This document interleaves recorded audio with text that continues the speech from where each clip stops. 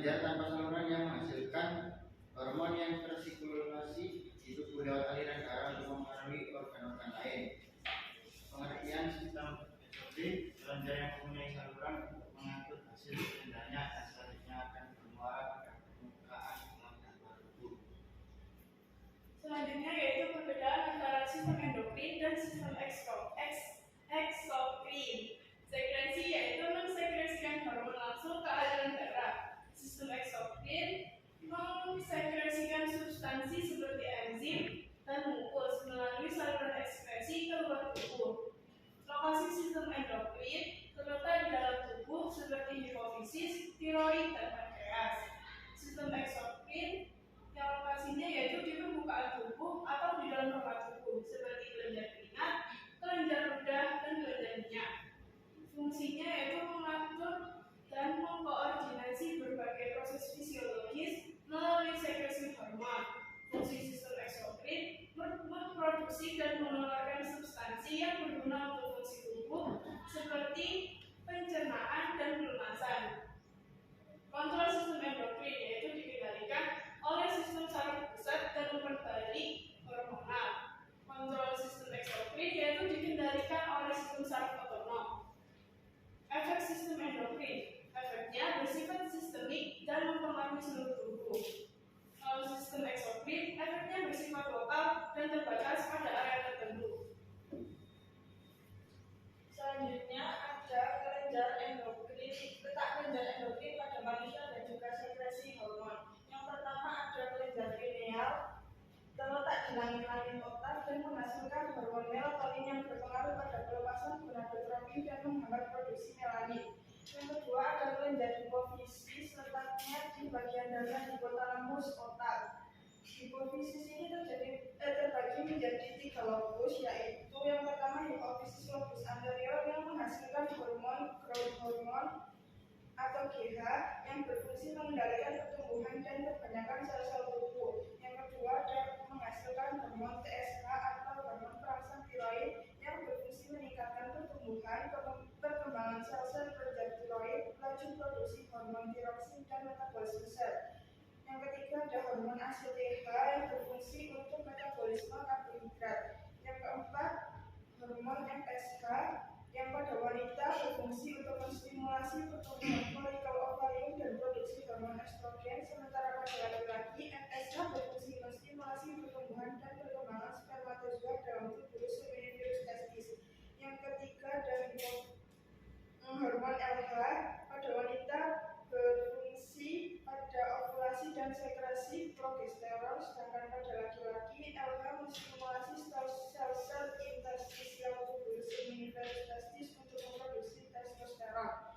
Yang kedua ada hipofisis lobus intermedia yang di tengah menghasilkan hormon endorfin, yaitu zat penghilang nyeri alamiah, merespon stres dan aktivitas seperti olahraga.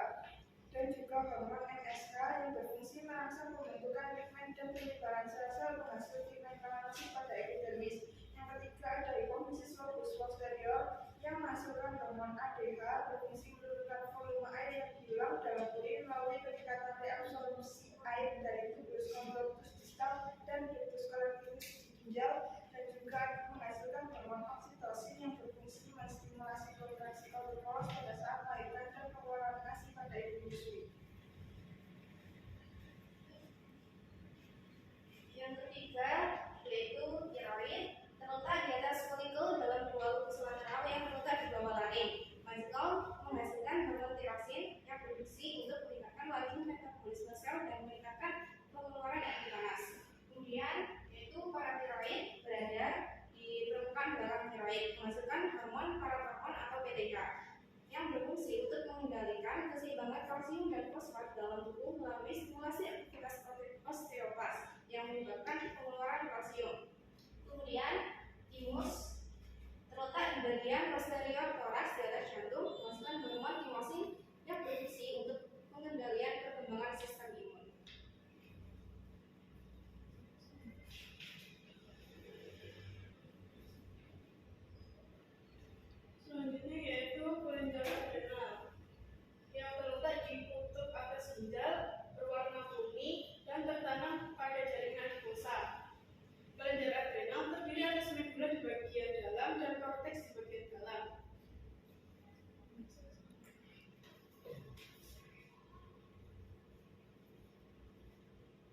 Hormon yang dihasilkan yaitu hormon adrenalin atau epinefrin, meningkatkan frekuensi denyut jantung, metabolisme konsumsi oksigen, dan meningkatkan kadar gula darah yang akan digunakan sebagai sumber energi.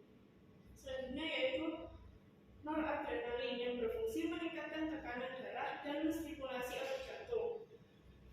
Berikutnya yaitu hormon yang dihasilkan pada bagian korteks, ada aldosteron, yaitu fungsinya mengatur keseimbangan air dan elektrolit melalui pengendalian darah natrium dan kalium dalam darah.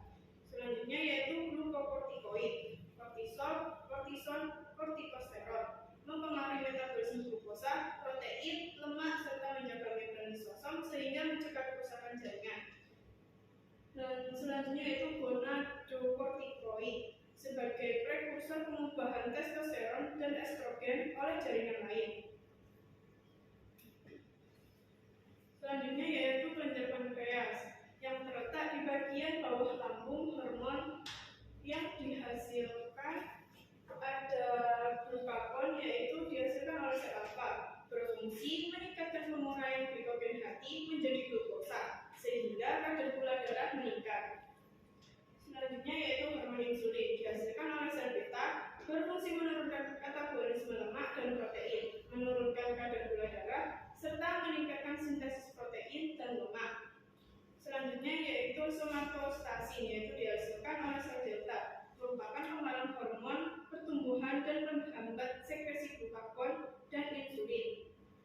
Selanjutnya yaitu ada hormon polipeptida pankreas yang merupakan hormon pencernaan yang dilepaskan setelah makan. Fungsinya yaitu belum diketahui.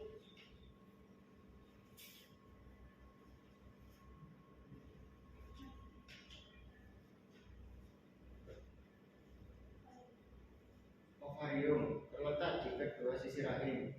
Hormon yang dihasilkan ada estrogen dan progesteron. Estrogen berfungsi untuk mengebalkan lapisan rahim dan mematangkan sel telur sehingga siap untuk dibuahi. Jika sel telur wanita tidak dibuahi, kadar estrogen akan menurun tajam dan terjadilah menstruasi. Progesteron merangsang pertumbuhan endometrium atau lapisan terdalam dari rahim untuk persiapan implantasi zigot. Testis terletak di bagian dalam kantong kulit bernama skrotum yang menggantung pada sisi depan area panggul dekat paha atas. Hormon yang dihasilkan ada testosteron. Ketika mencapai usia pubertas, testosteron berfungsi untuk perkembangan yang ditandai dengan perubahan fisik seperti suara menjadi lebih berat, meningkatkan massa otot dan tulang, dan pertumbuhan rambut pada kemaluan serta berpengaruh pada fungsi seksual seperti kesuburan dan hasrat seksual.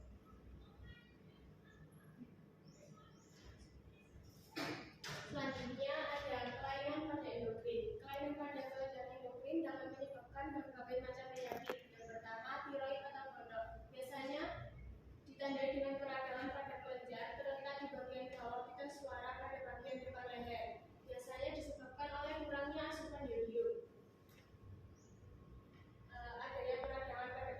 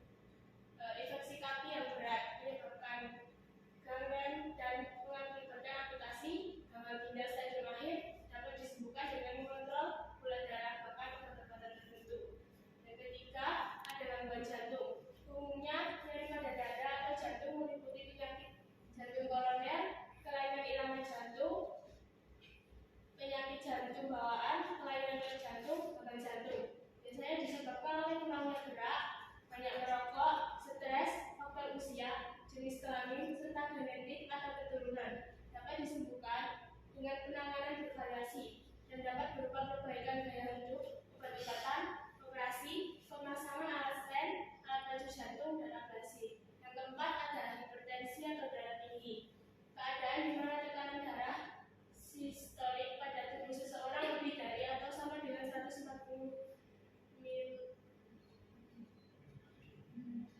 mmHg dan atau tekanan darah diastolik lebih dari atau sama dengan 90 mmHg disebabkan oleh berbagai faktor termasuk gaya hidup, riwayat keluarga dan kondisi kesehatan tertentu. Faktor resiko seperti merokok, kelebihan berat badan, kurangnya olahraga, stres, dan konsumsi alkohol dapat meningkatkan resiko tekanan darah tinggi.